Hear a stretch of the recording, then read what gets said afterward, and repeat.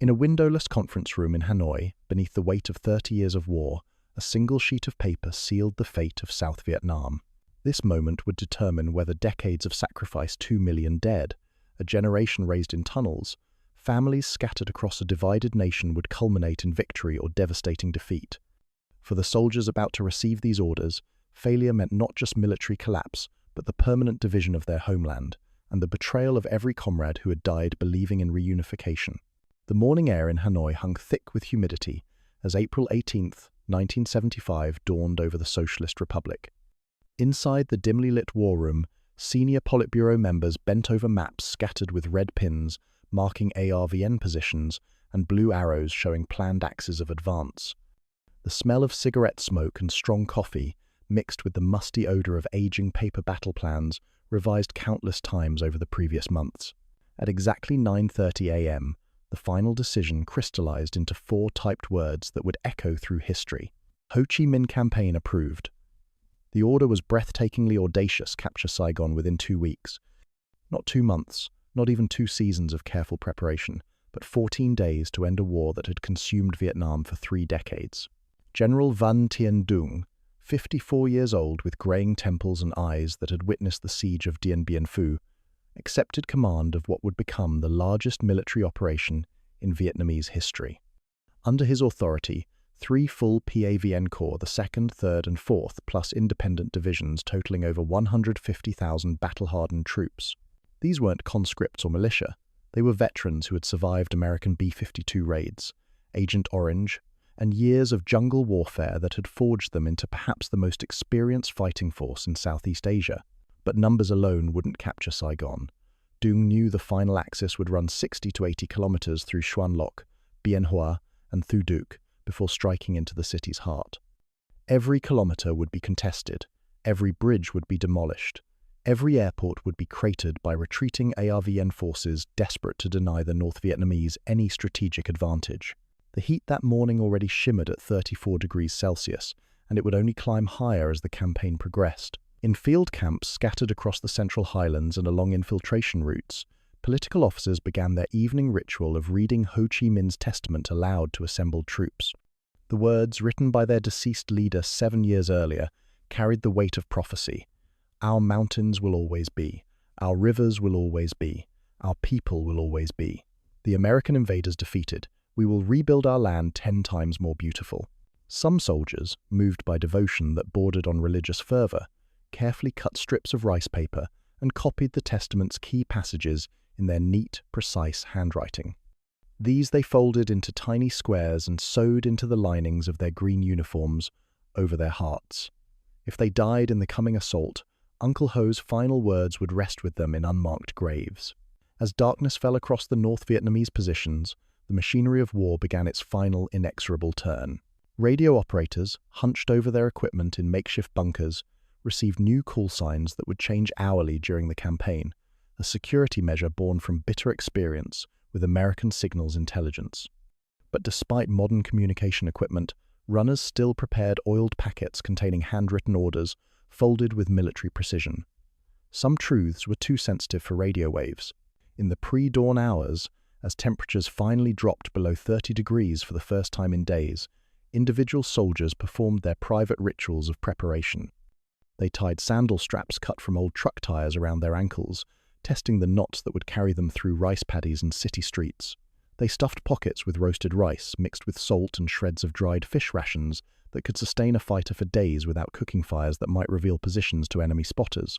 The diesel fumes from idling trucks mixed with the acrid smoke of cordite from weapons being test-fired one final time. But beneath these harsh military odors, something else drifted on the night breeze, incense from roadside shrines where soldiers had quietly burned offerings to ancestors, seeking protection in the battles ahead. Can you imagine the weight of that moment, knowing that your next few weeks would either end a 30-year nightmare or extend it indefinitely? Hey everyone watching from around the world, if this glimpse into one of history's most decisive military campaigns is drawing you in, I'd really appreciate a like and subscribe. Whether you're watching this at midnight in Chicago or during lunch break in Sydney, your engagement helps these forgotten stories reach people who need to hear them. As General Dung reviewed his final deployment orders in those crucial hours after April 18th, he could not have known that within 12 days, The most dramatic military reversal in modern history would begin with a sight that would shock both armies. Captured South Vietnamese pilots, flying stolen A-37 attack aircraft, diving toward Tân Sơn Nhứt Airport with their bomb bays open. At exactly 1640 hours on April 28th, the impossible happened above Tân Sơn Nhứt Airport. Two A-37 Dragonfly attack aircraft, bearing South Vietnamese Air Force markings, screamed out of the afternoon heat haze and began bombing their own airfield. This wasn't just military shock, it was psychological warfare at its most devastating. When your own pilots turn their weapons against you, when the very symbols of your air power become instruments of your destruction, the message echoes through every bunker and command post. Nowhere is safe, no one can be trusted, and the end is closer than anyone dared imagine. The sound that split the air above Saigon's primary military airport was unlike anything the war had produced before. These weren't the deep, earth-shaking rumbles of B-52 strikes that soldiers had learned to recognize and fear. These were the sharp, tearing roars of jets flown by men who knew exactly where to place their bombs for maximum psychological impact.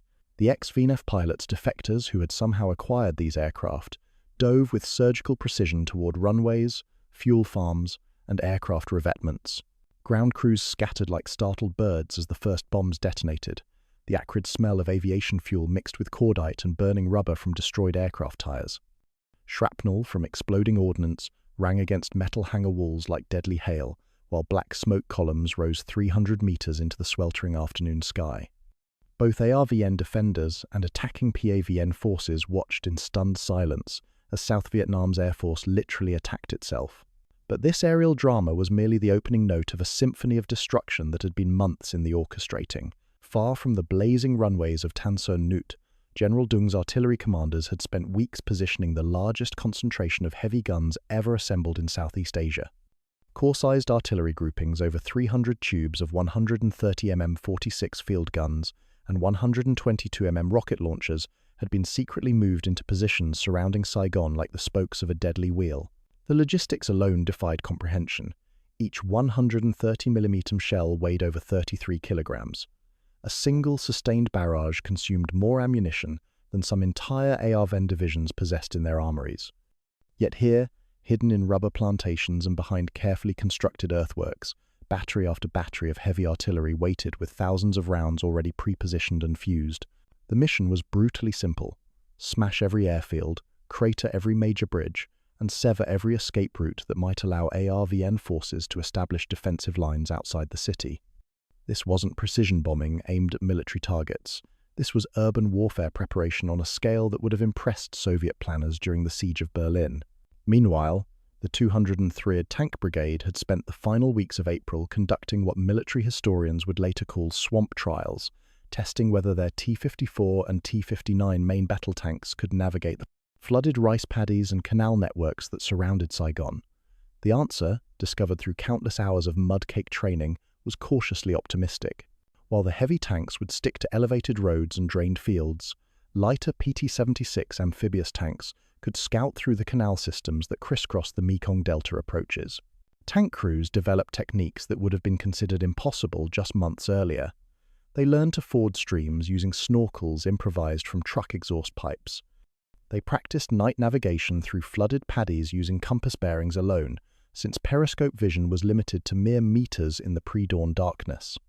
Most crucially, they rehearsed coordinated attacks where PT-76 scouts would identify ARVN defensive positions, then guide the heavier T-54s along the driest approach routes. Yet, even this massive armoured force depended entirely on a logistical miracle that few outside the PAVN High Command fully understood. The 559th Truong Son Group, named after the mountain range that concealed the Ho Chi Minh Trail, was pushing over 1,000 trucks daily down Route 14 and its tributary roads. These weren't just ammunition convoys. They carried diesel fuel, rice, medical supplies, spare tank tracks, radio batteries, and the 122 mm rockets that would prove decisive in the final bombardment. The scale challenged belief. A single tank company required 2 tons of diesel fuel per day of active operations. Multiply that across 3 full armoured divisions, add the fuel consumption of supporting trucks and APCs, and the daily petroleum requirements approached what a small oil refinery produced in a week. Yet somehow, Through a combination of captured South Vietnamese fuel depots, Chinese petroleum deliveries, and emergency rationing that left civilian vehicles stranded across North Vietnam, the fuel kept flowing south.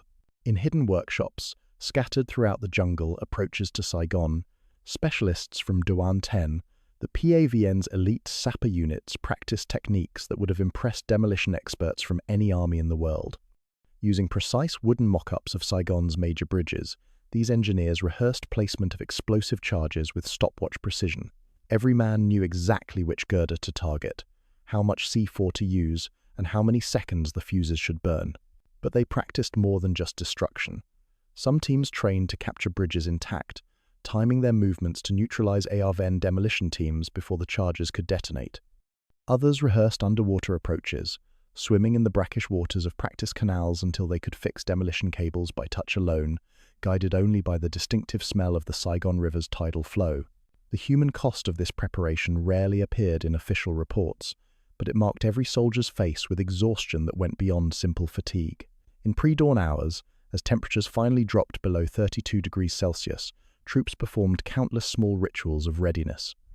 They stuffed pockets with roasted rice, testing how much they could carry without the weight affecting their mobility. They tied and retied sandal straps until muscle memory could secure them in complete darkness. Women medics of the 10th Regiment boiled bandages in 200-litre drums behind tree lines, the steam carrying the sharp scent of disinfectant across positions where men cleaned rifles and sharpened bayonets. Field kitchens steamed cassava leaves in preparation for the advance. When hot meals would become impossible, a 15-kilogram rice pot, tended carefully over charcoal fires, fed a platoon of 28 men twice daily calories calculated to sustain infantry through sustained urban combat. As April 21st approached 12 days after intense fighting had begun, the key to Saigon's outer defences hung in the balance at a place called Xuân Lộc. Picture yourself in those final hours before assault, knowing that everything your family had suffered for 30 years would be decided by how well you performed in the next 72 hours. The question that haunted every PAVN commander as they watched their artillery crews chalk slogans like "Đi Thong Vào Din," go straight to the palace on their gun shields, was simple. Would Xuân Lộc fall quickly enough to maintain the campaign's impossible timeline, or would ARVN resistance there prove that South Vietnam still possessed the will to fight? After 12 days of fighting that turned Xuân Loc's streets into a maze of rubble and blood, the sound that finally broke ARVN resistance wasn't artillery or tank fire, it was silence. When an army stops shooting back, when the crack of sniper rifles and thump of mortars suddenly cease after nearly 2 weeks of continuous combat, that silence carries a weight that reverberates far beyond any single battlefield. Xuân Lộc wasn't just another town on the road to Saigon, it was South Vietnam's last chance to prove it could still fight, and its fall opened the gates to the capital itself. The morning of April 21st dawned with the familiar oppressive heat already shimmering above the broken concrete and twisted metal that had once been Xuân Loc's main street. PAVN intelligence officers, crouched in observation posts carved from destroyed buildings, estimated that the ARVN 18th Division had suffered 30 to 40% casualties during the siege. These weren't just numbers on a casualty report, they represented entire companies that no longer existed, battalion command structures shattered beyond repair, and artillery batteries reduced to scattered gun tubes and silent radio nets. But the cost had been mutual. PAVN medics logged hundreds of their own wounded, men who had crawled through streets where every doorway might conceal a sniper, every intersection a potential killing zone. The acrid smell of cordite hung so thick in the air that soldiers developed chronic coughs that would persist for months after the battle ended. Diesel fumes from burning vehicles mixed with the sweet, sickening odour of decomposition and the sharp chemical tang of phosphorus rounds that had turned entire city blocks into furnaces. As the last ARVN resistance collapsed, something remarkable happened that military historians would later struggle to explain. A squad of PAVN soldiers, moving carefully through the rubble-strewn outskirts of the town, encountered an abandoned ARVN checkpoint. Inside a partially destroyed bunker, they discovered complete sets of South Vietnamese uniforms clean, pressed, and bearing the correct insignia for units deployed in the Saigon area. The decision that followed would become one of the war's most audacious gambles. Within hours, selected PAVN troops had changed into these captured uniforms, discarding their distinctive pith helmets and green fatigues for the camouflage battle dress and steel pots of their enemies. They practiced ARVN patrol formations, studied captured identification documents, and memorized the radio procedures they had intercepted during weeks of signals intelligence gathering. The first test came at a bridge checkpoint 15 kilometers from Xuân Lộc. A full squad of these disguised PAVN soldiers approached an ARVN guard post in broad daylight, walking with the confident stride of troops rotating from combat duty. The guards, exhausted from days of processing refugees and retreating units, barely glanced at their papers. They waved the ARVN patrol through without a word, unknowingly allowing North Vietnamese special forces to penetrate deep behind South Vietnamese lines. This psychological warfare proved as devastating as any artillery barrage. When word spread through ARVN units that the enemy might be wearing friendly uniforms, paranoia infected every level of command. Soldiers began challenging their own officers. Guards at checkpoints detained legitimate ARVN units for extended questioning. The simple act of wearing captured uniforms had introduced a poison of suspicion that corroded military cohesion just when South Vietnam needed it most. Meanwhile, the main PAVN advance along the 60-kilometer axis from Xuân Lộc through Bien Hoa toward Thu Duc had taken on the characteristics of a military parade rather than a combat operation. The 271st Regiment, spearheading the thrust, encountered so little organized resistance that their greatest challenge became managing the sheer volume of abandoned equipment they discovered. At Long Binh Depot, once one of the largest American supply installations in Southeast Asia, PAVN soldiers found a quartermaster's fantasy: palletized stacks of American sea rations, crates of M16 rifles still wrapped in cosmoline, and most remarkably, cases of ice-cold Coca-Cola chilling in abandoned refrigeration units powered by diesel generators that ARVN forces had left running in their haste to evacuate. The sight of seasoned PAVN veterans, men who had survived years on rice and dried fish, sampling American soft drinks for the first time, provided a moment of surreal comedy amid the broader tragedy. Some spat out the unfamiliar sweetness, preferring their traditional green tea. Others savoured the novelty, though political officers quietly reminded them that such indulgences represented the decadent capitalism they were fighting to eliminate. More practically valuable were the captured M113 armoured personnel carriers that ARVN forces had abandoned with fuel tanks nearly full. PAVN mechanics, trained on Soviet equipment but adaptable through necessity, quickly learned to operate these American machines. They siphoned 200 litres of diesel from abandoned ARVN fuel tankers, refueling the captured APCs and incorporating them into their own advance columns. Within hours, the bizarre sight of North Vietnamese infantry riding American armoured vehicles towards Saigon became commonplace along Highway 1. The psychological impact of this material abundance wasn't lost on PAVN political officers, who had spent months preparing their troops for the ideological challenges of occupying South Vietnam's capital. Every evening, as temperatures finally dropped below 34 degrees Celsius, these commissars gathered their units for 3-minute meetings, brief sessions designed to reinforce revolutionary discipline and prevent the corruption that luxury might bring. They reminded their soldiers of passages from Ho Chi Minh's testament that many had memorized. Nothing is more precious than independence and freedom. The irony was palpable. Troops who had survived years of jungle warfare on minimal rations were now being cautioned against the temptations of abundance that their victory was producing. Heat remained the universal enemy. Soldiers developed rotation schedules they called sweat-throughs, 20 minutes of advance under the blazing sun, followed by 5 minutes of rest in whatever shade they could find. Sipping water from canteen lids that had become too hot to touch with bare lips, the humid air, thick enough to seem almost visible, carried the smell of wet canvas from hastily erected shelters, the electrical ozone scent of overheating radio equipment, and the ever-present fish sauce that seasoned the rice rations, keeping this massive army mobile. But beneath these immediate physical challenges lay a deeper tension that political officers worked constantly to address. Many PAVN soldiers had spent their entire adult lives fighting. They knew jungle warfare, tunnel combat, and guerrilla tactics. But urban warfare fighting in a city of over 2 million civilians presented challenges no amount of political indoctrination had prepared them for. As the main columns approached the outskirts of Saigon, advance reconnaissance teams reported observations that defied easy categorization. Civilians lined the roads, some waving red flags in apparent welcome, others maintaining careful neutrality, and still others openly weeping as they watched the approaching PAVN forces. How does an army trained for revolutionary warfare handle a population whose loyalties remain genuinely uncertain? Picture yourself as a 19-year-old soldier who has spent 3 years fighting in tunnels and jungles, suddenly responsible for maintaining order in neighborhoods where the houses have electricity, running water, and more food than your entire village ever possessed. The question that would define the next 48 hours was becoming clear. Would the PAVN prove as effective at occupying a modern city as they had been at conquering the countryside? Or would Saigon's urban complexity present challenges that jungle warfare had never prepared them to face? Before dawn on April 29th, the first 130mm shell screamed over Tân Sơn Nhứt Airport, with a sound like a freight train tearing through the sky, detonating in a flash that turned night into noon for 3 terrifying seconds. This wasn't random bombardment, it was surgical destruction designed to trap South Vietnam's leadership in their own capital. With every runway cratered, every aircraft destroyed, and every escape route severed, Saigon would become a prison for its defenders.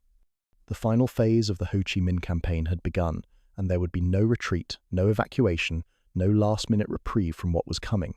The pre-dawn barrage that shattered the morning silence created craters 6 to 8 meters across, transforming Tân Sơn Nhứt's runways into a moonscape of twisted concrete and burning aviation fuel. The acrid smell of high explosives mixed with the sweet stench of ignited jet fuel created a toxic haze that hung over the airport like a funeral shroud. Soldiers manning ARVN defensive positions could taste the metallic residue of cordite on their tongues hours after each salvo ended. But the most terrifying aspect of this bombardment wasn't its intensity, it was its precision.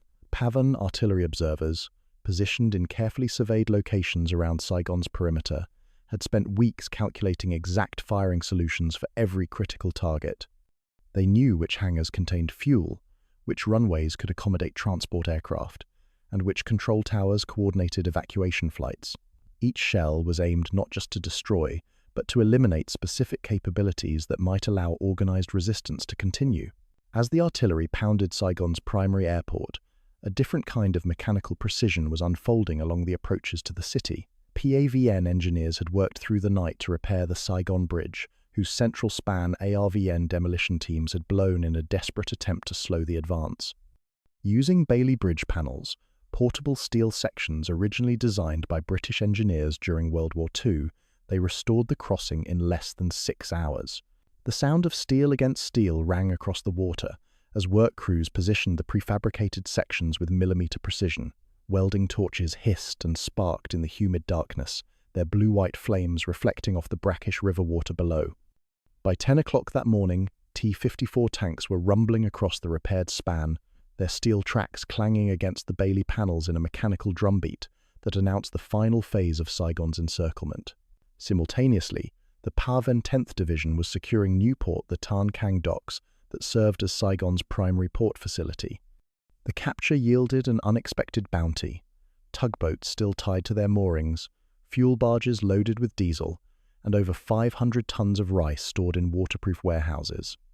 More importantly, control of the port meant that no seaborne evacuation could rescue South Vietnamese officials when the final assault began. PAVN quartermasters, men accustomed to calculating rice rations down to individual grains, stared in amazement at the abundance they had captured. The rice alone could feed an entire division for months. The tugboats, once refueled and crewed with sailors familiar with the Saigon River's tricky currents, could transport heavy equipment and supplies directly into the city's heart. Within hours of the port's capture, sampans and fishing boats flying hastily sewn liberation flags were navigating the waterways that had carried commerce into Saigon for centuries. In command posts scattered around the city's perimeter, PAVN officers bent over detailed maps that marked their ultimate objective with clinical precision. Objective A Din Doc Lup, the Independence Palace. Red arrows showed approach routes timed to converge between 10 and 11 a.m. on April 30th. Every battalion knew its role. Every company understood its specific targets, and every platoon had rehearsed the urban combat techniques that would be essential in the final hours. These maps represented months of intelligence gathering that went far beyond simple military reconnaissance. PAVN agents had infiltrated Saigon's civilian population, documenting everything from traffic patterns to the locations of underground fuel tanks. They knew which streets flooded during heavy rains, which buildings had reinforced basements suitable for defensive positions, and which neighborhoods contained the highest concentrations of potential civilian casualties. But the most valuable intelligence came from an unexpected source: children's toys. A PAVN sapper, probing for booby traps near a suspected ARVN strongpoint, discovered a simple kite string that had been stretched across a pathway at ankle height. Rather than assume it was harmless, he used the string itself as a tool, gently tugging it from a safe distance to test whether it might trigger a hidden mine or grenade. When nothing exploded, he stepped over the string, laughing a moment of absurd humor that perfectly captured the psychological tension of urban warfare, where death might lurk behind any innocent-seeming object. The human dimension of this final approach revealed itself in countless small details that never appeared in official after-action reports.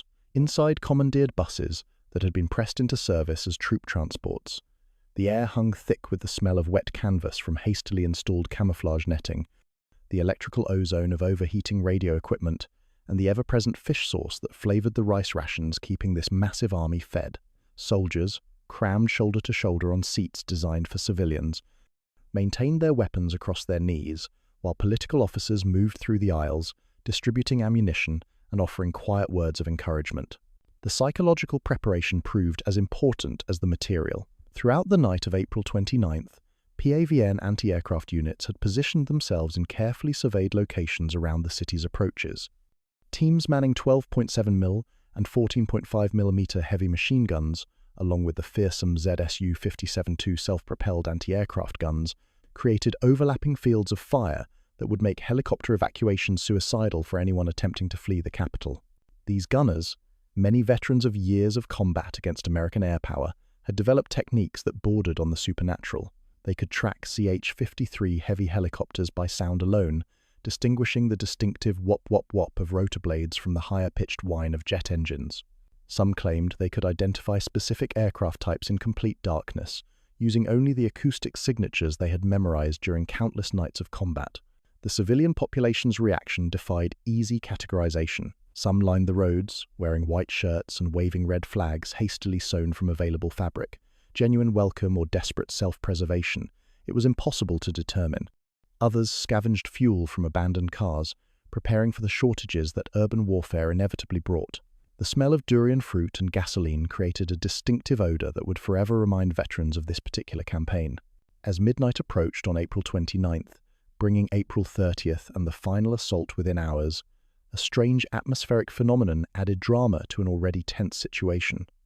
Thunderheads rolled in from the southwest, carrying the threat of rain that could turn unpaved roads into impassable mud. PAV commanders feared that the postponed monsoon might arrive at the worst possible moment, forcing them to abandon mechanized warfare just when their tanks and APCs would prove most valuable in urban combat. Picture yourself trying to sleep on the night before an assault that will either end 30 years of war or extend it indefinitely, while thunder rumbles overhead, and every distant sound might be enemy movement preparing a final defensive stand. The question that haunted every PAVN soldier as they performed final weapons checks and adjusted equipment for urban combat was brutally simple. Would Saigon's defenders fight to the death in the streets of their capital, or would the psychological shock of complete encirclement convince them that further resistance was futile? At exactly 10:45 a.m. on April 30th, 1975, the shriek of rending metal echoed across Independence Palace as Tank 390 rammed through the ornate iron gates that had symbolized South Vietnamese sovereignty for 21 years.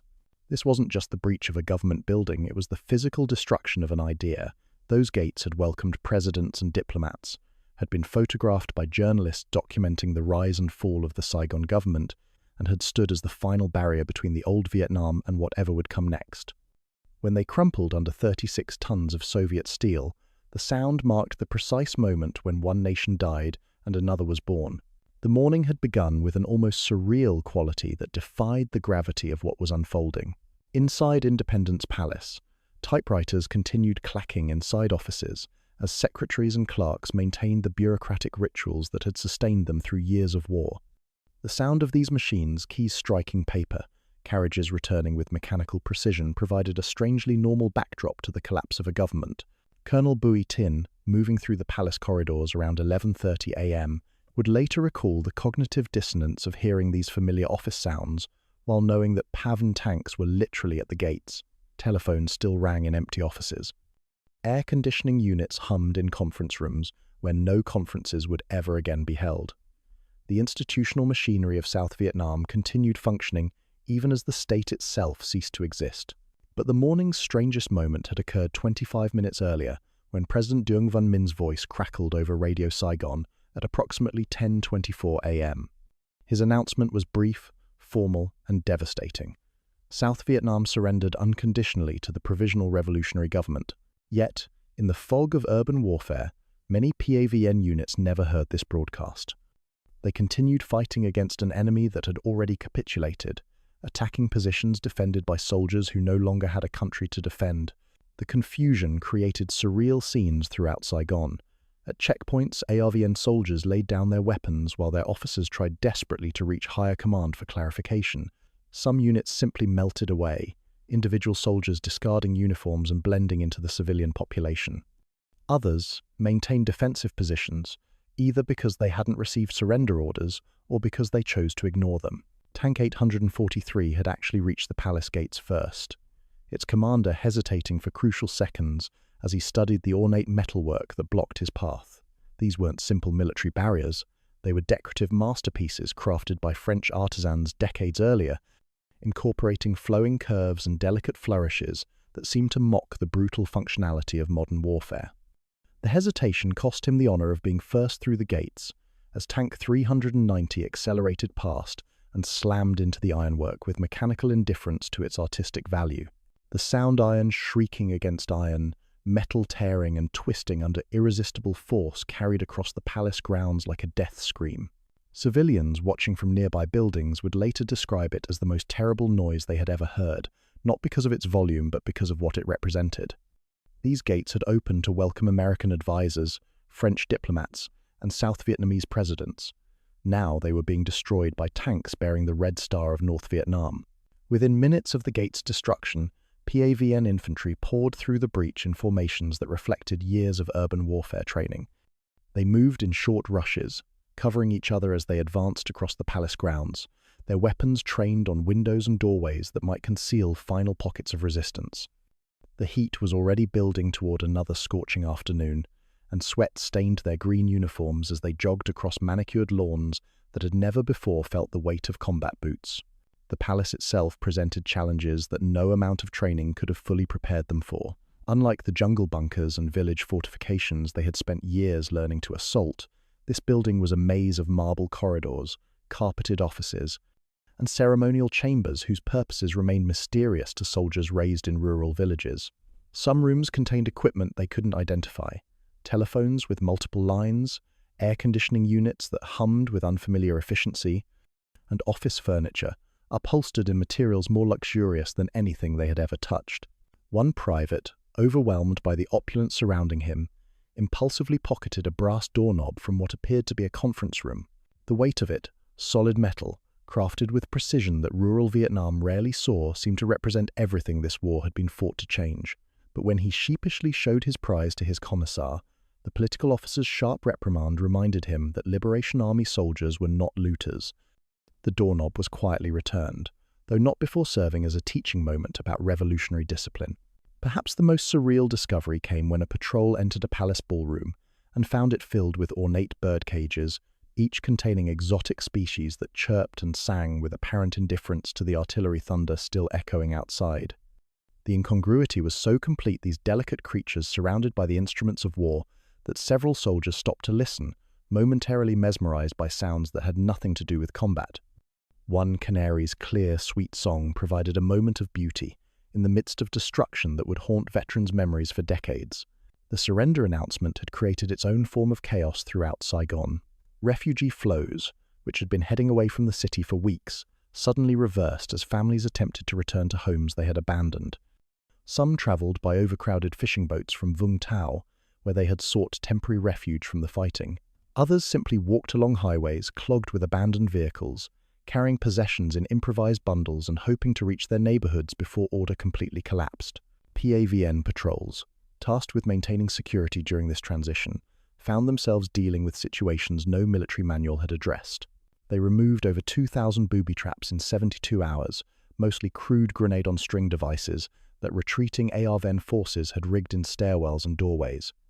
Each device required careful disarmament by sappers who had learned their deadly trade in tunnel warfare, now applied to urban buildings where a single mistake could bring down entire structures.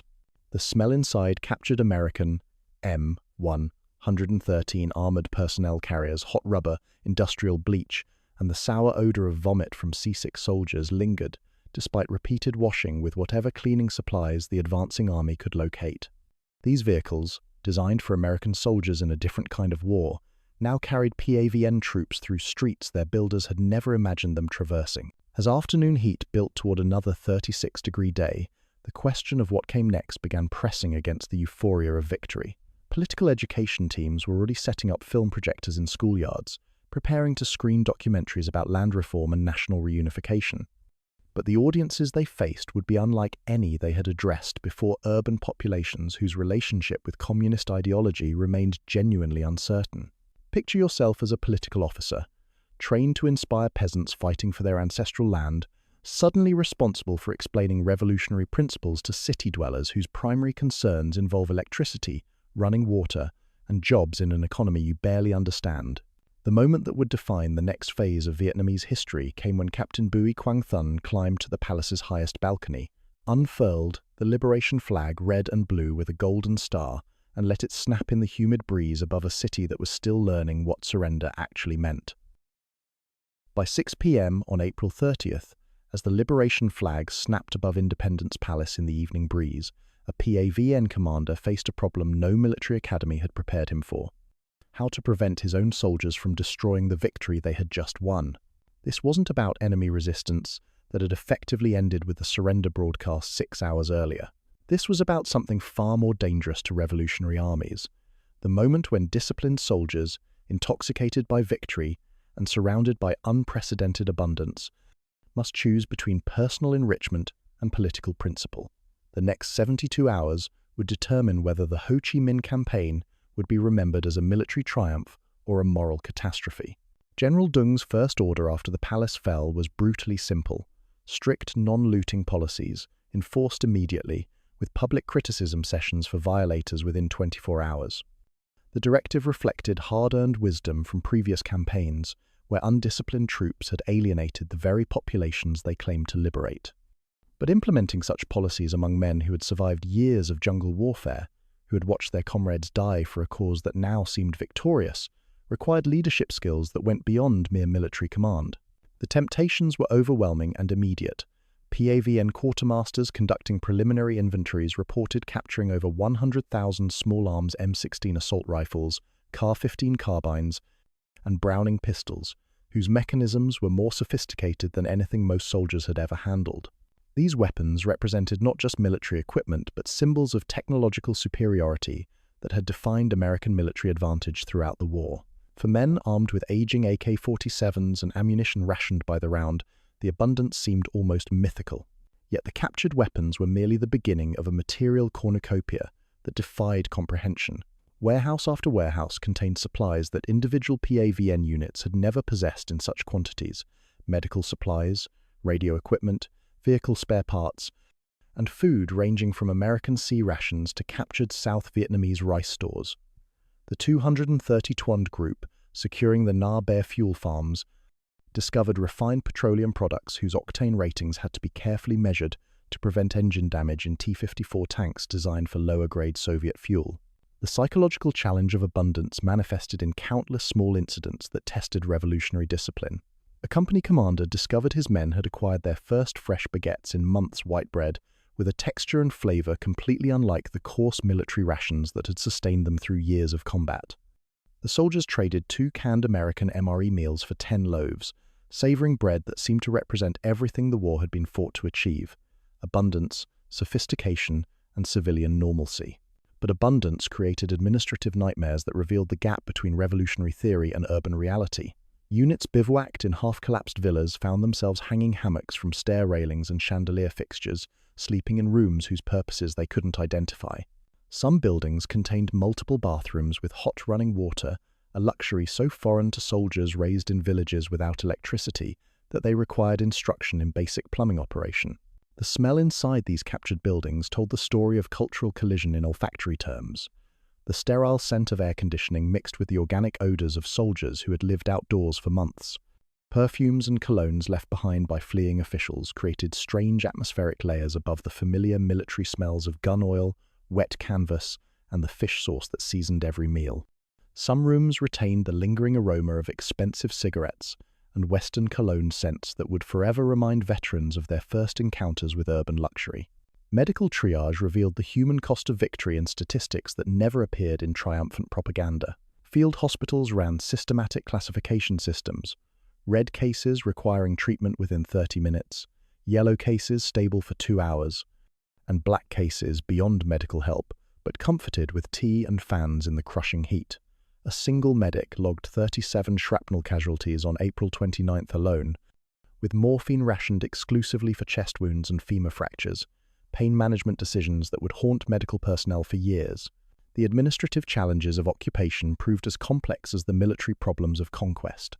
Political education teams, equipped with portable film projectors and reels of documentaries about land reform and national reunification, set up screening areas in schoolyards throughout the city. But their audiences presented unprecedented challenges. Unlike rural peasants who understood collectivization concepts through agricultural experience, urban populations asked questions about wages, unemployment, and consumer goods that revolutionary ideology had never adequately addressed. The reversal of refugee flows created humanitarian crises that strained PAVN resources despite their military success. Families who had fled to coastal areas during the fighting began returning by overcrowded fishing boats and overloaded buses, hoping to reclaim homes that might have been damaged or occupied. Some neighborhoods saw populations double overnight, as displaced residents attempted to resume normal lives in a city where normal no longer existed. Engineers faced infrastructure challenges that guerrilla warfare had never required them to solve.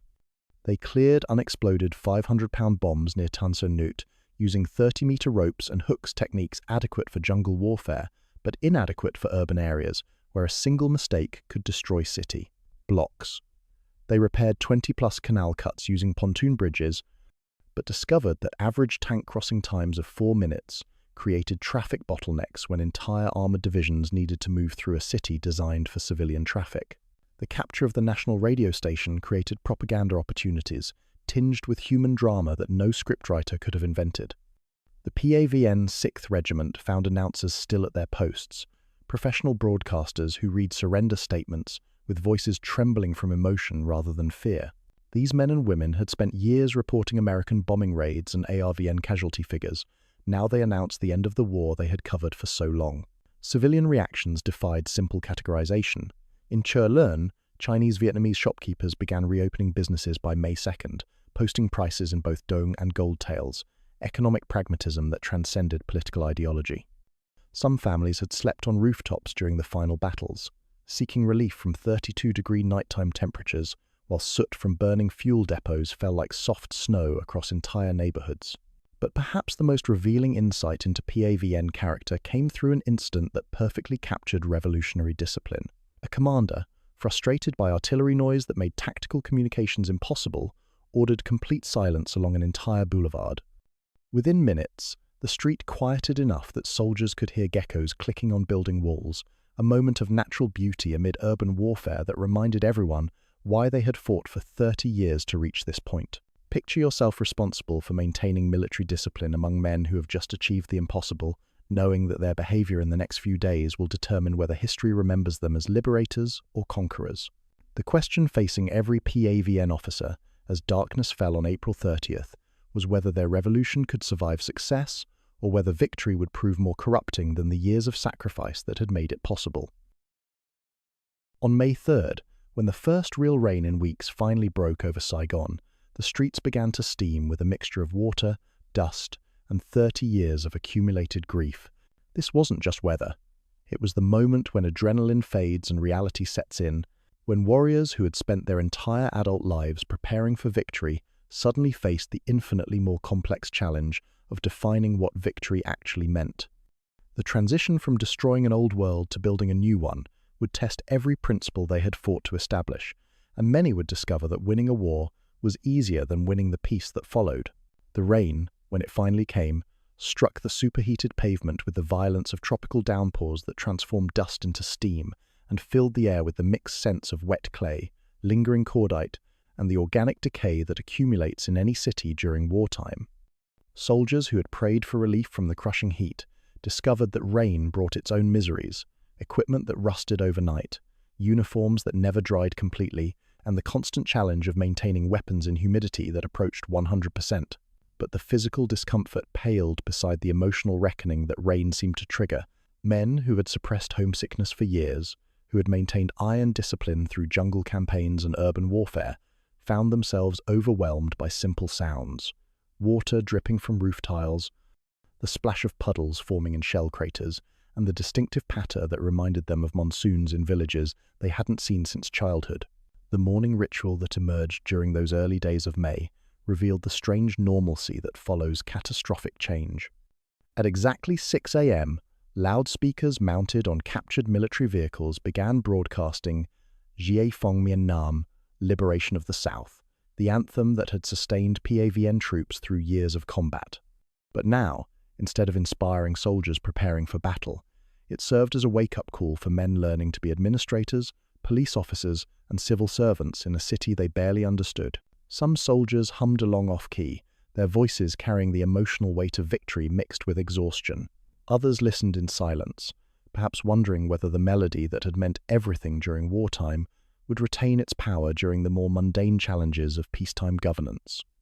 The anthem that had once accompanied artillery barrages now played over streets where children walked to schools and workers reported to jobs that might or might not still exist. The most visible symbols of transition were the reunification banners that appeared throughout the city during early May. These massive displays, 10 to 15 meters long, were stitched together from donated wedding fabric, creating a patchwork of white silk, ceremonial brocade, and delicate lace that had been intended for celebrations postponed by war. The irony was profound. Materials saved for the most personal human ceremonies now proclaimed the reunification of a nation divided for 3 decades. The human stories behind these banners revealed the war's intimate costs. Unit mail tallies from early May documented 70 weddings that had been postponed since February, when the final campaign began. Young men who had delayed marriage until victory was achieved now found themselves in a city where their brides-to-be lived hundreds of kilometers away, separated by transportation systems disrupted by war and administrative chaos that made travel permits nearly impossible to obtain. Yet by mid-May, several of these long-delayed ceremonies were actually held in Saigon itself, creating surreal juxtapositions of traditional wedding rituals conducted in a city still marked by shell craters and bullet holes. Couples exchanged vows in parks where abandoned tanks served as playground equipment for children, and wedding photographs were taken against backdrops of buildings whose facades still bore the scars of street fighting. The economic transition proved as complex as the emotional one.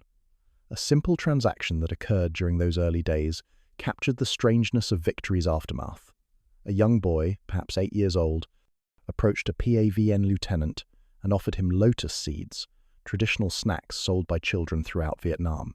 The soldier, moved by the normalcy of the gesture, paid 2 dong and tucked the seeds into his map case beside battle plans he no longer needed. The exchange represented everything the war had been fought to preserve: civilian life, commercial activity, and the simple interactions between soldiers and the people they claimed to protect. But not all transitions proceeded smoothly.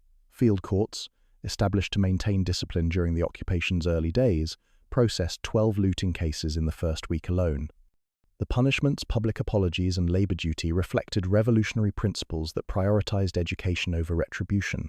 Yet the very existence of these courts revealed the challenges facing an army trained for combat but responsible for civil administration. The most poignant image from those transition days involved a tank crew from the 203rd Tank Brigade, the unit that had spearheaded the final assault on Saigon. During a rare, quiet moment, they had brewed tea on their T-54's hot engine deck, using a small kettle that whistled cheerfully while victory gunfire still echoed in the distance. The scene perfectly captured the dual nature of that historical moment: warriors performing the most peaceful of human rituals while surrounded by the instruments of war they no longer needed to use. Supply lines, which had sustained the campaign through months of combat operations, began shifting to peacetime priorities by the end of May. Convoys that had once carried ammunition and diesel fuel now transported rice, kerosene, and textbooks, the materials needed to rebuild rather than destroy. The logistics officers who had calculated artillery rounds per target now computed food rations for refugee populations and school supplies for children whose educations had been interrupted by years of warfare. The most significant transition began on May 15th, when units started redeploying from Saigon back to their home regions. For many soldiers, this represented the end of military service that had consumed their entire adult lives. Veterans who had left their villages as teenagers 8 to 10 years earlier now returned as men marked by experiences their families could never fully comprehend. Some found homes they barely remembered, parents who had aged beyond recognition, and communities that had changed as dramatically as they themselves had. The final staff assessment, completed weeks after the campaign ended, labelled the victory Viet Cong Bin Chung, Combined Arms Coordination at City Scale. This clinical military terminology failed to capture the human dimensions of what had been achieved, but it acknowledged that success had required unprecedented coordination between artillery, armour, infantry, engineers, and political units, operating in an urban environment that none of them had fully understood at the campaign's beginning. Picture yourself writing the most important letter of your life, knowing that 3 words must somehow convey 30 years of sacrifice, loss, and finally, improbable victory. The moment that best captured the emotional weight of what had been accomplished came when a young private, overwhelmed by the magnitude of what his unit had achieved, purchased a postcard from the Independence Palace gift shop, a souvenir stand that somehow continued operating even after the government it represented had ceased to exist. On the back, he wrote only 3 words to his mother: "Me oi," song, mother, it's finished. 6 months after the liberation flag was raised over Independence Palace, a PAVN propaganda team, threading fresh tape into their UHER 4000 reel-to-reel recorder, discovered that the most honest interviews about victory came from soldiers washing mud and palace dust from their uniforms in the Viet Cong Canal. This wasn't the sanitized history that would fill official reports and commemorative speeches. This was the raw, unfiltered testimony of men who had achieved the impossible and were still processing what that achievement actually meant. Their voices, captured between the splash of water and distant traffic noise, would preserve truths that no government archive could contain, because victory's real cost could only be measured in individual hearts struggling to comprehend what they had survived. The morning sun, reflecting off the canal's oily surface, created rainbow patterns that danced between the soldiers' hands as they scrubbed green uniforms that had carried them through months of jungle warfare and urban combat. The water itself told stories: oil stains from destroyed vehicles, concrete dust from shattered buildings, and the distinctive red clay of battlefields mixed into a liquid chronicle of the campaign's final phases. One sergeant, methodically working soap through fabric stained with cordite and sweat, paused to watch the dirty water swirl downstream toward the Saigon River. 10 years, he said quietly to the propaganda officer holding the microphone. 10 years since I left home. My mother probably won't recognize me. The admission carried weight that official victory announcements could never capture the recognition that winning a war meant losing a decade of normal human experience. These conversations, recorded on magnetic tape that would degrade over the decades, preserved insights that military historians would spend years trying to understand. How does an army trained for revolutionary warfare adapt to peacetime administration? What happens to men whose entire adult identities were forged in combat when combat suddenly becomes unnecessary? The questions had no easy answers, but the voices captured beside the canal at least acknowledged their complexity. The casualty statistics, finally compiled weeks after the campaign ended, revealed the human cost of what had been achieved. Collection points had processed 500 to 700 wounded across the key assault axes in just 48 hours during the final push.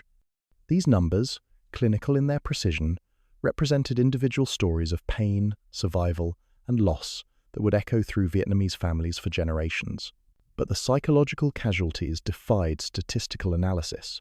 How do you quantify the impact on men who had spent their entire adult lives preparing for a moment that lasted less than 2 weeks?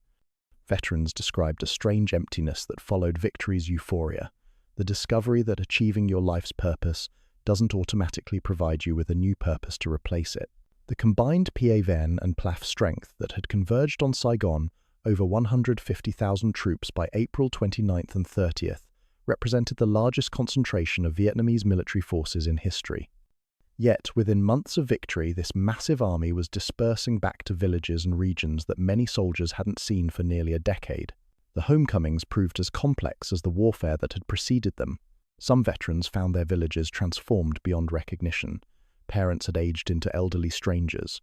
Younger siblings had grown into adults with lives and concerns that combat veterans couldn't relate to. Fields that had been tended by families for generations now lay fallow, their caretakers having died or fled during the war's final phases. The very landscapes these men had fought to liberate often no longer resembled the homes they remembered. Others discovered that civilian life required skills that military service had never taught them. How do you negotiate civilian employment when your only work experience involved handling explosives and coordinating artillery barrages? How do you build relationships with people who haven't experienced the intensity of combat brotherhood? The transition challenges were universal, but solutions had to be found individually, family by family, village by village. The most profound changes weren't geographic or economic, they were linguistic. Veterans found themselves struggling to communicate experiences that civilian vocabulary couldn't adequately express. The sounds that filled their memories, artillery whistles, tank engines, and the distinctive crack of sniper fire had no peaceful equivalents. Smells that triggered intense emotional responses, cordite, diesel fuel, and the metallic scent of blood were foreign to people who had lived civilian lives throughout the war. Yet gradually, in ways that official histories would never document, these men began creating new forms of community that bridged military and civilian experience. Veterans gathering at village markets discovered they could communicate through glances and silences, sharing understanding that didn't require words. Former political officers found roles as teachers and local administrators, applying organizational skills learned in warfare to the challenges of reconstruction. The final military lesson, formally recorded in staff assessments completed months after the campaign, labeled the victory Hiep Dong Bin Chung Combined Arms Coordination at City Scale. This technical terminology acknowledged unprecedented cooperation between artillery, armor, infantry, engineers, and political units, all operating in an urban environment. None of them had fully understood when the campaign began. But the real lesson transcended military doctrine. The Ho Chi Minh campaign had proven that disciplined forces, sustained by clear political purpose and adequate logistical support, could achieve objectives that seemed militarily impossible. More importantly, it demonstrated that victory's meaning ultimately depends not on battlefield success, but on what societies build with the peace that follows warfare. The propaganda team, reviewing hours of recorded interviews from those months following victory, discovered that the most profound insights came not from officers analyzing strategy, but from ordinary soldiers describing small moments of transition.